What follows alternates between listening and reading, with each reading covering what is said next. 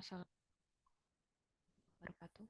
Perkenalkan, saya Anissa Tita Safitri Suwarno, mahasiswa Magister Sains Manajemen, di mana pada kesempatan kali ini saya akan mempresentasikan proposal tesis saya yang berjudul Pengaruh Kompleksitas Sampingan, Pemberdayaan dan Keterlibatan terhadap Kesejahteraan dengan Motif Sampingan sebagai Pemoderasi, yang mana dibimbing oleh Ibu RR Turnastiti, MSI, PhD.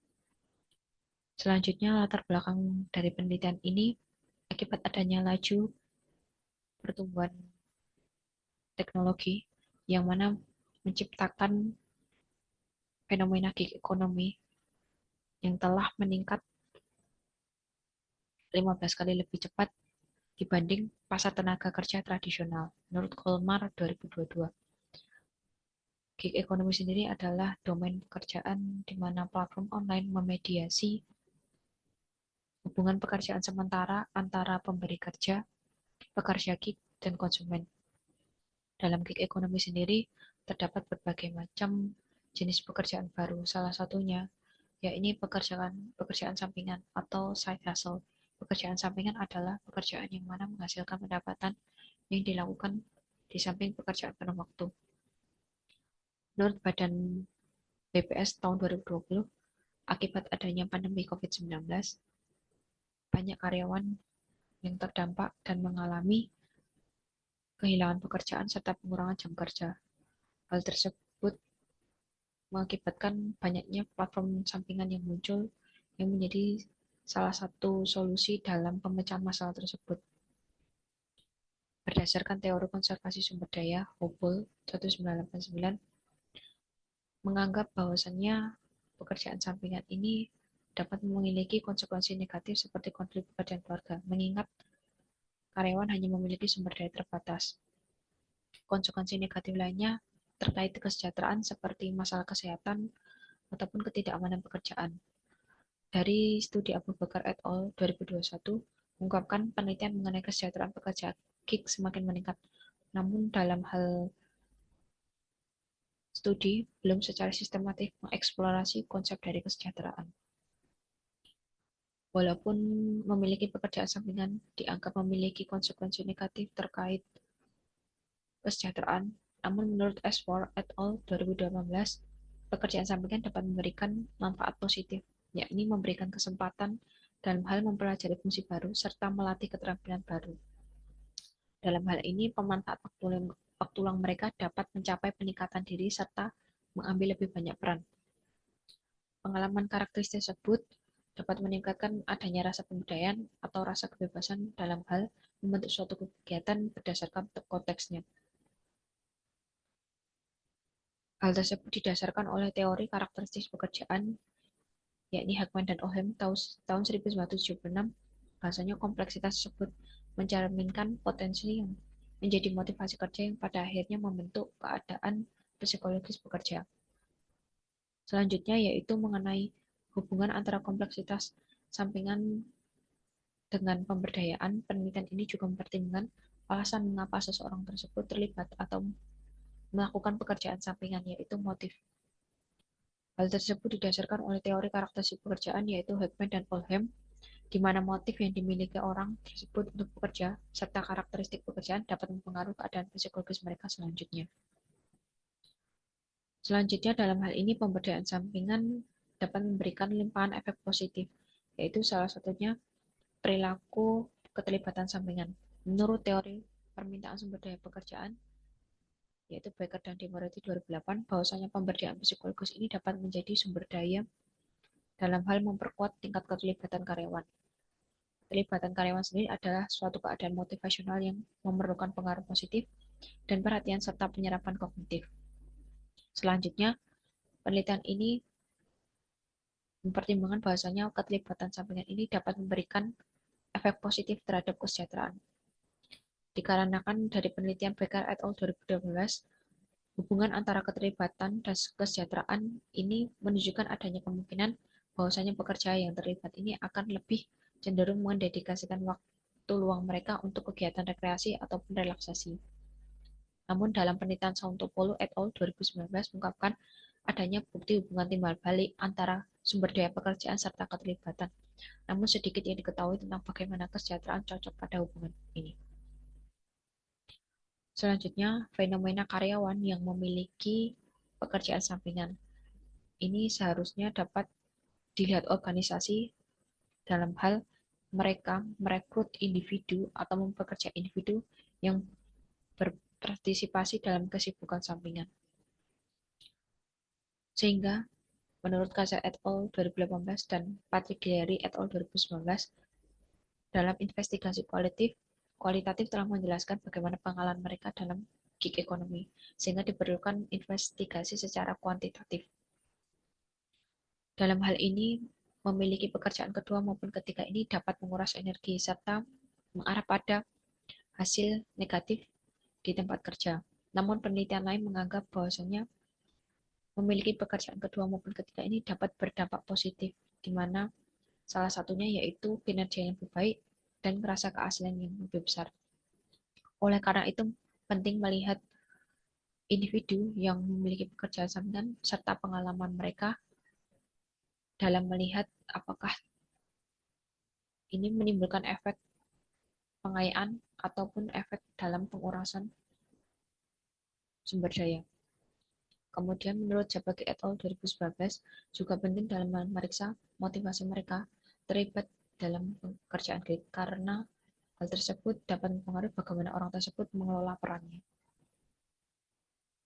Selanjutnya yaitu terkait hubungan antar pemberdayaan psikologis dan keterlibatan harus dipelajari lebih lanjut menggunakan pemberdayaan psikologis sebagai konstruksi multidimensi menurut Argal et al. 2020.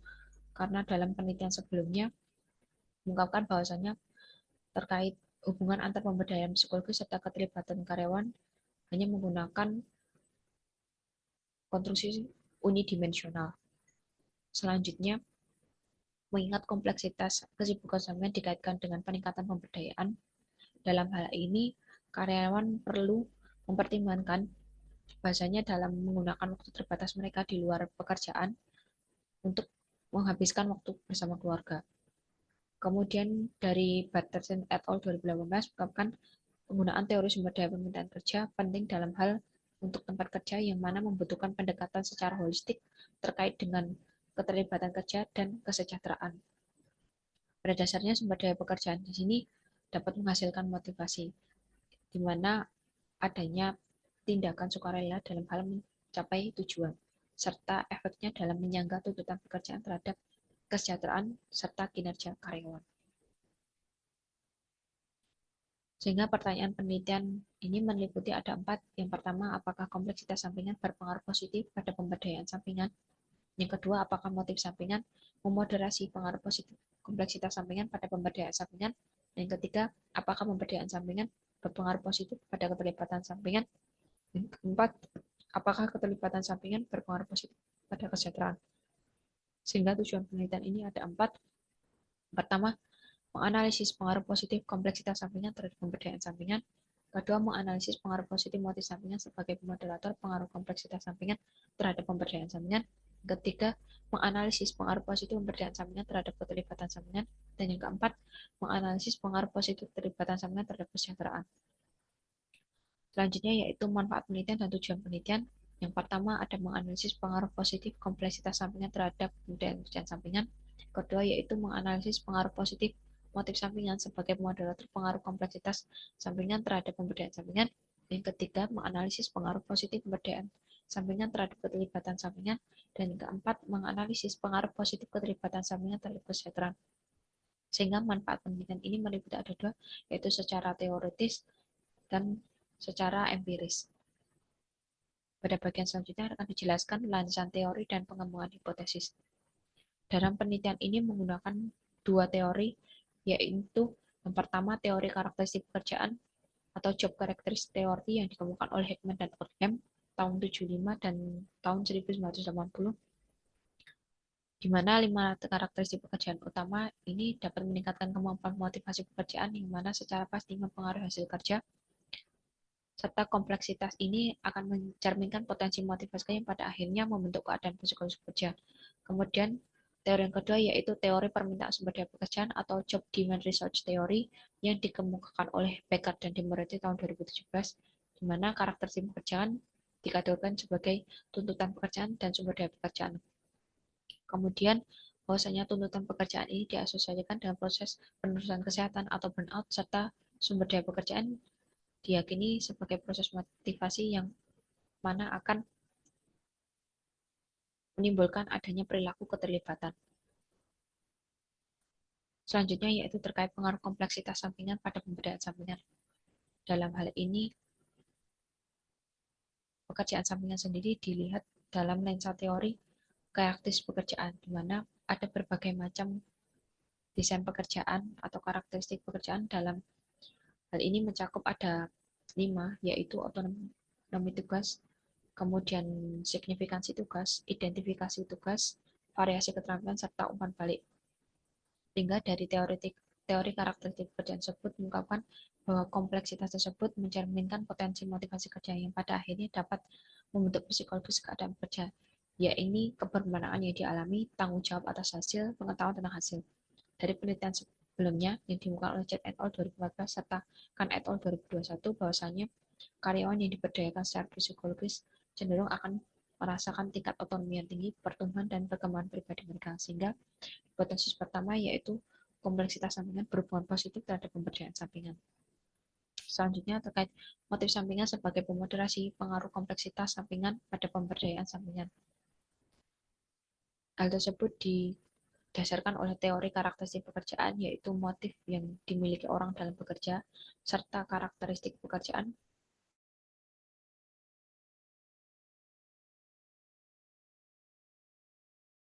dapat, sehingga semakin semakin seseorang tersebut memiliki motif yang kuat, dia akan menghargai seberapa positifnya kompleksitas yang disediakan oleh pekerjaan sampingan, sehingga dikaitkan dengan tingkat pemberdayaan sampingan yang lebih besar. Sehingga hipotesis 2 yaitu hubungan positif antara kompleksitas sampingan dan pemberdayaan sampingan akan dimoderasi oleh motif sampingan, sehingga hubungan tersebut lebih kuat pada pekerja dengan motif yang kuat. Selanjutnya terkait pengaruh pemberdayaan sampingan pada keterlibatan sampingan. Berdasarkan dari model keterlibatan permintaan sumber daya pekerjaan oleh Becker dan Demoretti tahun 2008, bahwasanya pemberdayaan psikologis ini dapat menjadi sumber daya yang dapat memperkuat tingkat keterlibatan karyawan. Dalam hal ini, penelitian Batnagar 2012 serta Standard Rothman 2010 mengungkapkan bahwa memang pemberdayaan psikologis ini menjadi sebuah prediktor signifikan dari keterlibatan pekerja. Dalam hal ini, penelitian sebelumnya juga mengungkapkan bahwa kebermanfaatan kerja yang lebih tinggi serta kebermanfaatan kerja dikaitkan dengan keterlibatan kerja. Hal tersebut konsisten dari penelitian sebelumnya juga, mengingat aktivitas kerja yang bermakna akan lebih mendorong adanya tingkat keterlibatan, motivasi, serta kinerja karyawan. Kemudian hal tersebut menurunkan hipotesis ketiga, yaitu pemberdayaan sampingan akan berhubungan positif pada keterlibatan sampingan. Kemudian selanjutnya yaitu pengaruh keterlibatan sampingan terhadap kesejahteraan. Mana menurut teori permintaan sumber daya pekerjaan, bahwasanya adanya dua, yaitu tuntutan pekerjaan dan sumber daya pekerjaan, yang mana hal tersebut memicu dua proses psikologis yang mendasar, yaitu meliputi gangguan kesehatan dan motivasi. Keterlibatan kerja sendiri tercapai karena individu memiliki sumber daya yang mana ia butuhkan dalam melaksanakan pekerjaan mereka, sehingga efek negatif dari tuntutan pekerja dikurangi, serta pertumbuhan dan pemulihan pribadi distimulasi.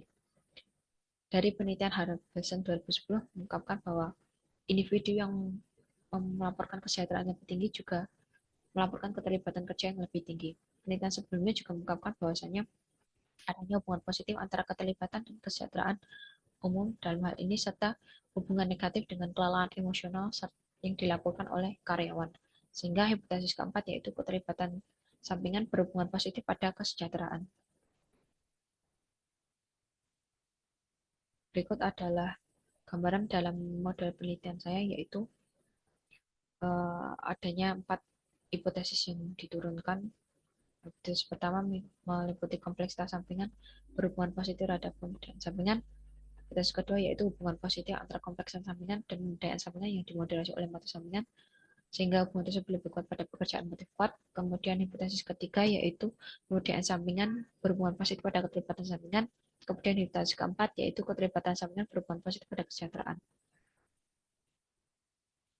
Selanjutnya pada bagian metode penelitian, desain penelitian, ya ini penelitian ini merupakan penelitian kuantitatif, kemudian penelitian ini juga merupakan penelitian eksperimental yaitu menguji keterkaitan antara variabel, kemudian yang mana dijelaskan oleh hipotesis yang diturunkan yang didasarkan pada teori yang sudah ada. Kemudian desain penelitian ini juga menggunakan pendekatan deduktif serta pendekatan positivis.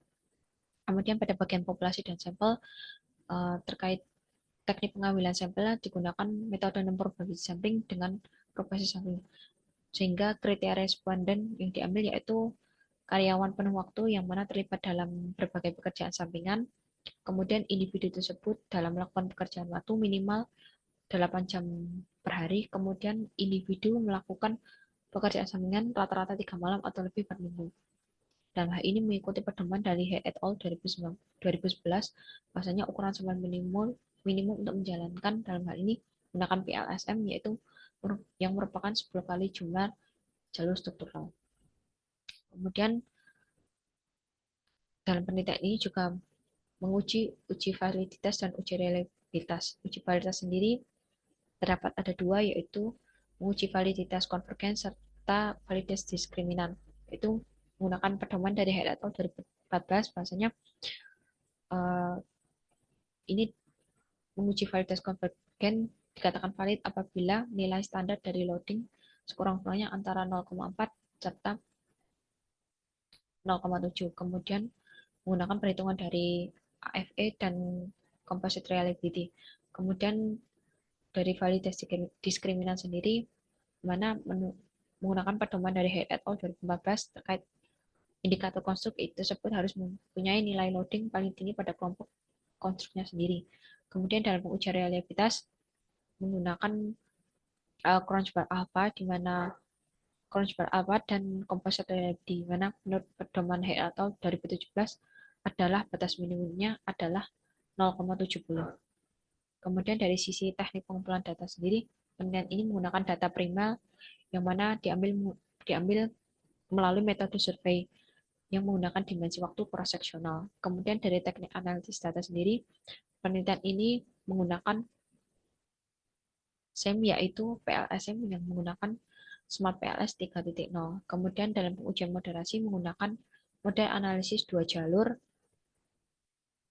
dalam mengubah arah atau kekuatan pengaruh antar variabel antecedent dan konsekuen, mana dikembangkan oleh Baron dan Kenny tahun 1986. Kemudian ini berikut adalah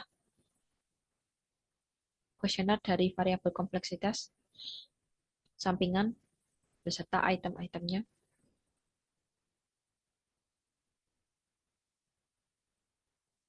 Selanjutnya adalah kuesioner variabel dari pemberdayaan sampingan beserta item-itemnya. Selanjutnya ini adalah kuesioner dari variabel motif sampingan beserta itemnya. Selanjutnya ini adalah kuesioner dari variabel keterlibatan sampingan beserta itemnya. Dan yang terakhir adalah kuesioner dari variabel kesejahteraan subjektif beserta itemnya.